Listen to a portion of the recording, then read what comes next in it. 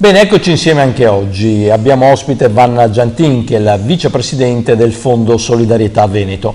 Allora, riassunto dalle precedenti puntate, il Fondo Solidarietà Veneto è un fondo integrativo pensionistico cui va dato il merito anche attraverso noi di insistere, devo dire da tempi non sospetti, sulla necessità delle pensioni integrative, perché a seguito della riforma Dini, che se ben ricordo è di metà degli anni 90, negli anni 90, le nostre future pensioni dipenderanno sempre meno da quella quota che insomma nell'immaginario collettivo definiamo INPS e sempre più invece da quanto verseremo nel corso della nostra carriera lavorativa.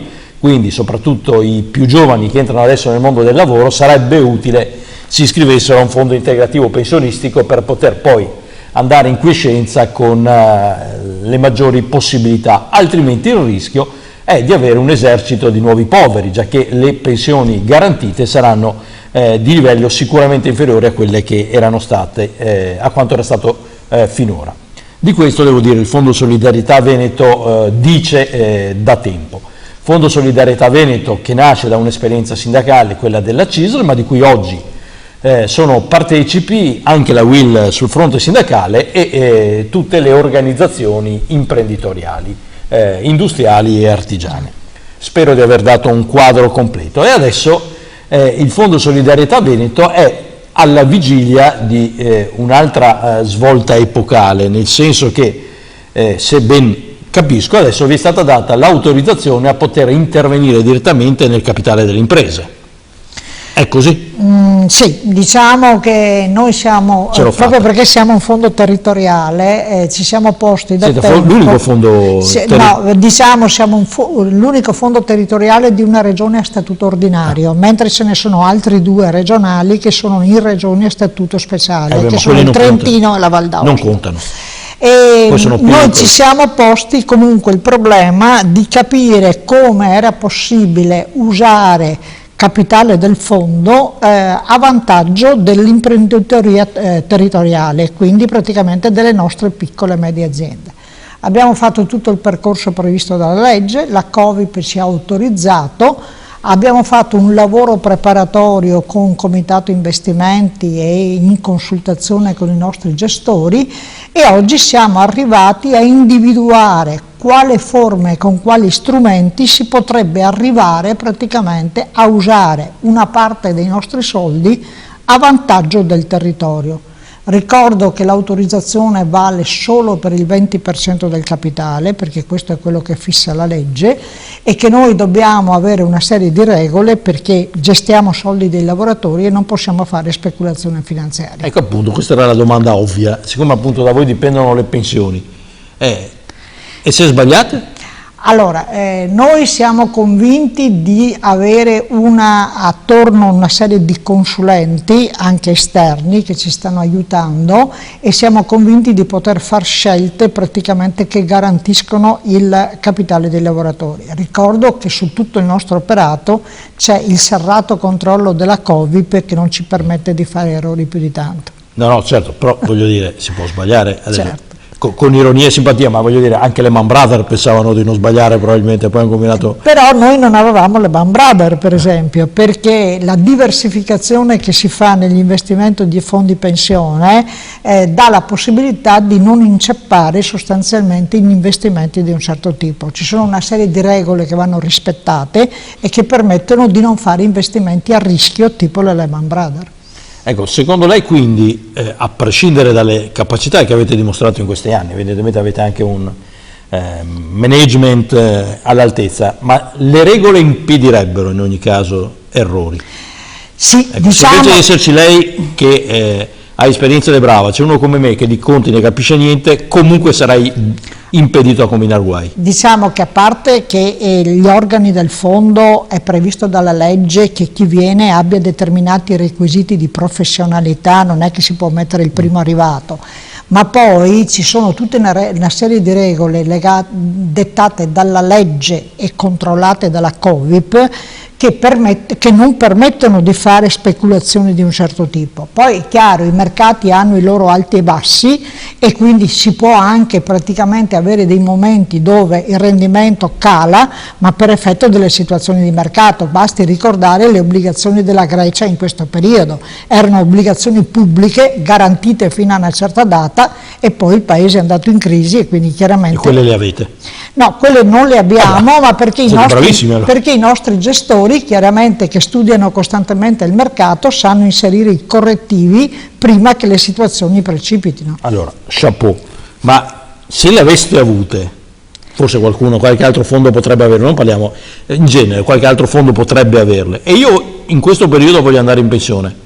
Allora, mi è garantito comunque il mio capitale? Allora, parliamo di come funziona un fondo pensione. Non ci sono le proprie azioni, non ci sono i propri investimenti, vengono investiti la massa dei soldi che entrano trimestre per trimestre e quindi praticamente l'investimento non è un investimento unico, è un investimento che prevalentemente è spalmato su molte scelte e quindi anche se dovessimo inceppare in una praticamente quota, l'incidenza sulla persona è molto molto bassa, quasi ininfluente. Tenga conto che noi abbiamo più di 45.000 iscritti e abbiamo oltre 7.000 aziende, quindi praticamente... Perché dice quasi ininfluente?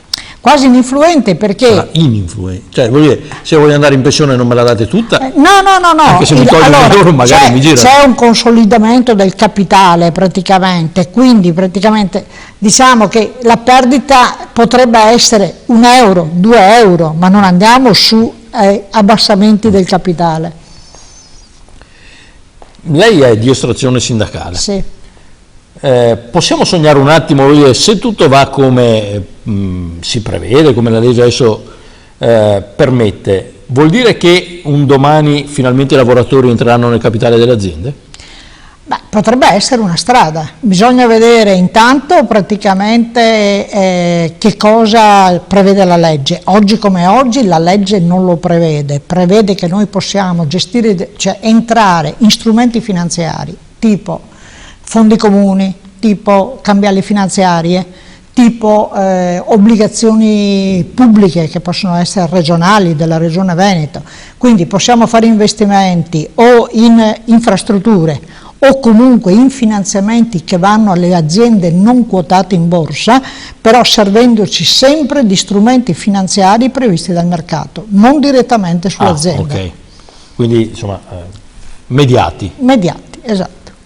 L'andamento dei fondi com'è stato? Voi avete anche chiuso il bilancio di recente? Allora abbiamo chiuso un bilancio positivo, il nostro bilancio positivo anche nel 2010, siamo cresciuti sia come numero di iscritti che come numero di aziende e nel lungo-medio periodo tutte le linee di investimento hanno dato rendimenti molto superiori a quelli del TFR.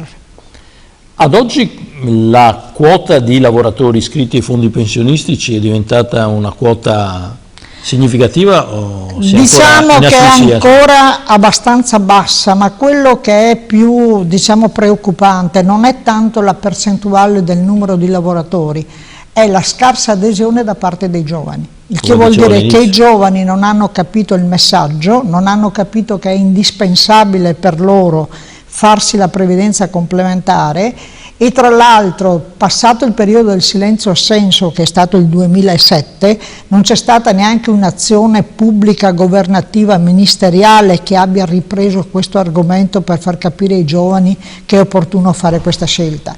Noi siamo nel territorio, continuiamo a fare corsi di formazione, siamo presenti in tutti i territori con sportelli anche per i lavoratori autonomi e quindi facciamo formazione per i lavoratori, per i quadri sindacali, però praticamente è una scelta individuale del fondo, non imposta dalla legge e questo impoverisce la conoscenza da parte dei lavoratori.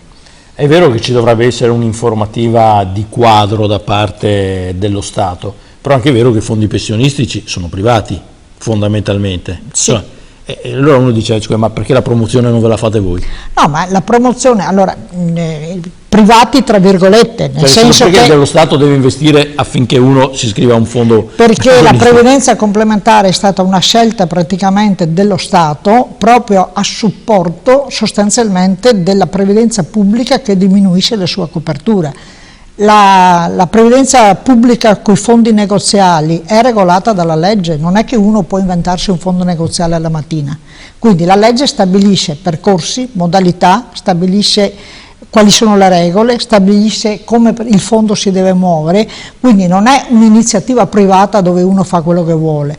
Ci sono delle regole ben precise che sono fissate dalla legge. Poi la contrattazione tra le parti, datori di lavoro e lavoratori, hanno creato l'involucro fondi pensione. È chiaro che la formazione noi la possiamo fare perché siamo nel territorio, un po' meno fanno i fondi nazionali perché chiaramente essendo nazionali non hanno diciamo una aderenza costante nel territorio. Ricordo a un convegno organizzato proprio da voi, un convegno celebrativo in cui il ministro Sacconi aveva anche adombrato l'ipotesi di una sorta di educazione scolastica al fondo integrativo pensionistico. È rimasto un sogno. Siamo gli unici che la fanno. Ecco. Cioè, è stata un'iniziativa nostra, abbiamo cominciato in alcune scuole professionali con i ragazzi delle ultime classi, quarta e quinta. Abbiamo fatto un'iniziativa a Treviso supportata anche dall'assessorato della scuola, però praticamente sono ancora iniziative molto sporadiche lasciate alla volontarietà. Non c'è un quadro praticamente neanche a livello regionale che abbia capito come è indispensabile entrare nelle scuole con questo argomento. Grazie a Vanna Giantin, vicepresidente del Fondo Solidarietà Veneto. Comunque l'invito è veramente ai più giovani a prestare attenzione a quanto è stato detto, perché il futuro dipende da quello che si comincia a investire nel momento in cui si entra nel processo lavorativo. Grazie a voi, alla prossima. Di nuovo.